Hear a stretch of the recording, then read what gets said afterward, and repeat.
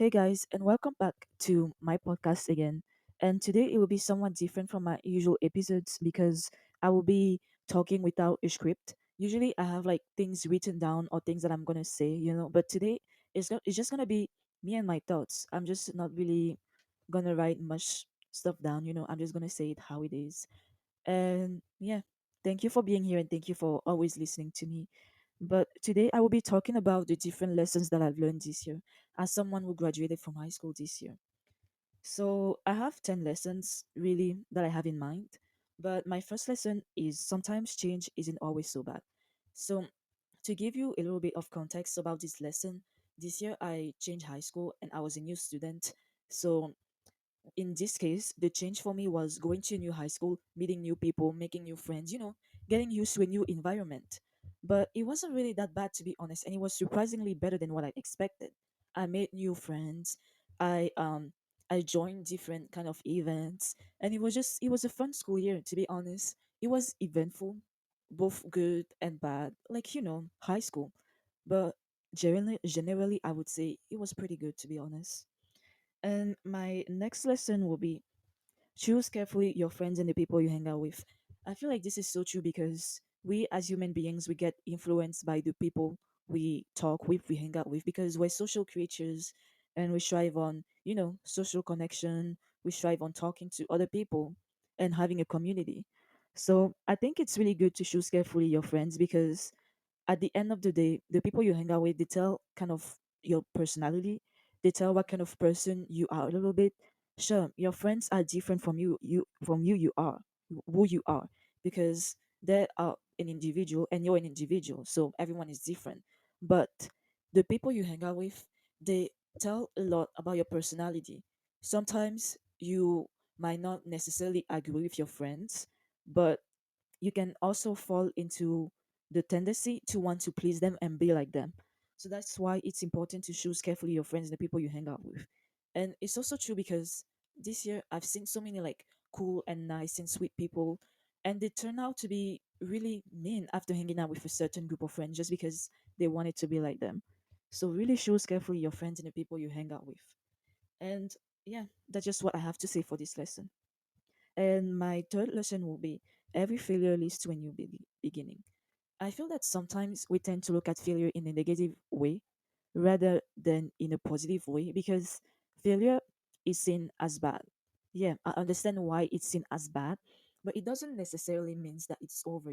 Like just because you failed at something or your project that you wanted to go well, a project that you wanted to do, you wanted it to go well, didn't go too well, it doesn't mean that it's the end or it's over. It just means that your failure was leading you to a different set of outcome.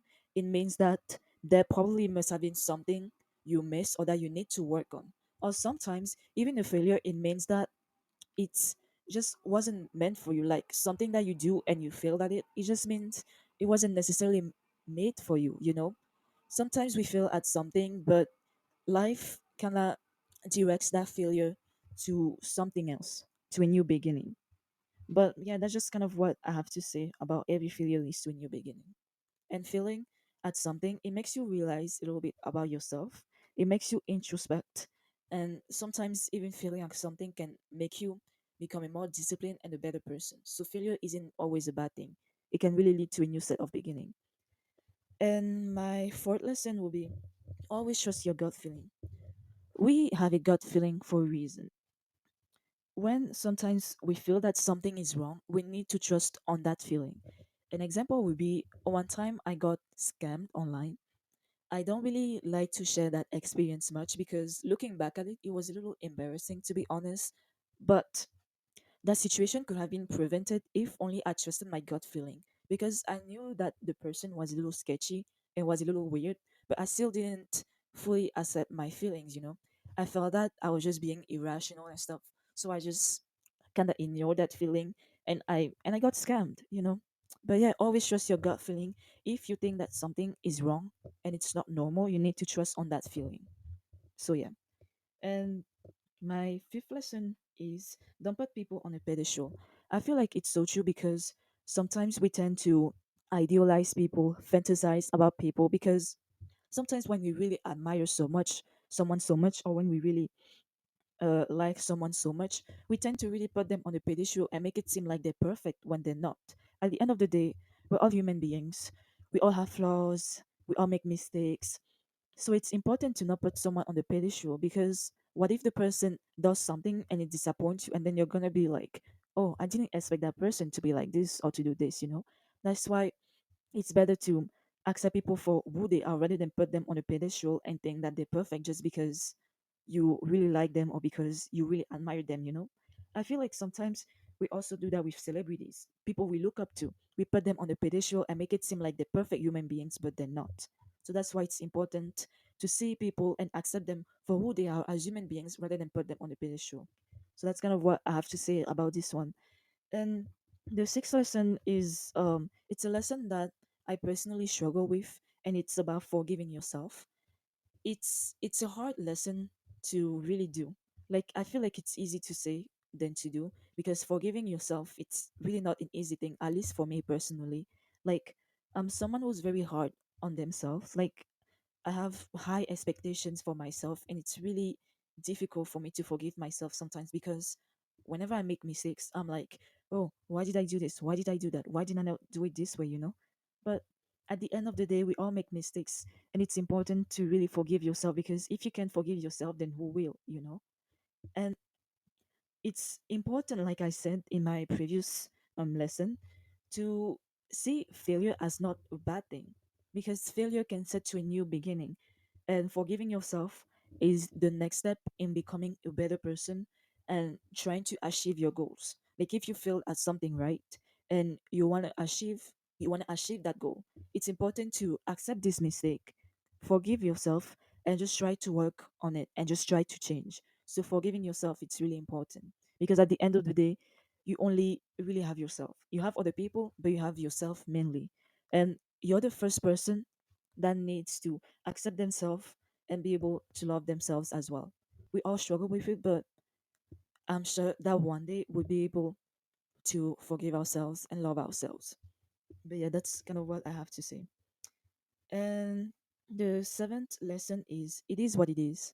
Because yeah, it is what it is, because sometimes life is just weird, and it just throws things at us, you know.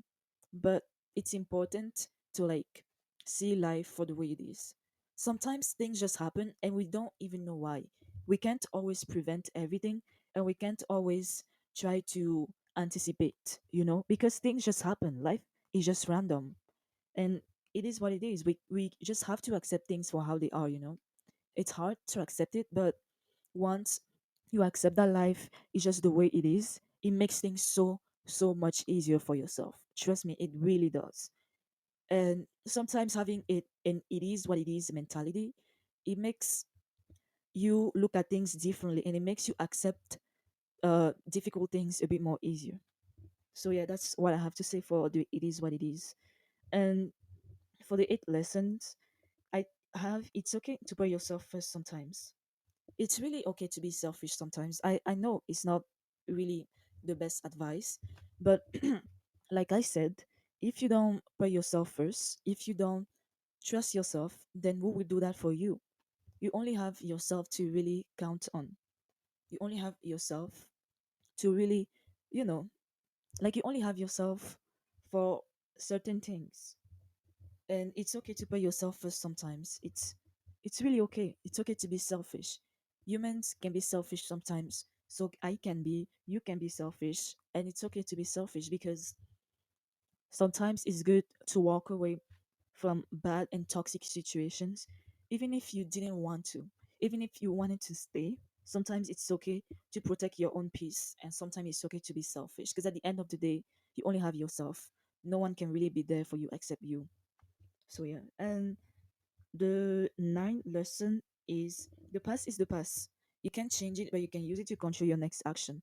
I feel like it's so true, because sometimes we tend to like sit down and reflect on our like past situations, and we just kind of like become hard on ourselves, you know. But the thing is the past for a reason. Like, you cannot change it, but you can always use it to direct to your next action, to your next future. because the past can be like a tool or a guide to make you become a different person. It can be used as a way to like make better um to make better decisions in the future.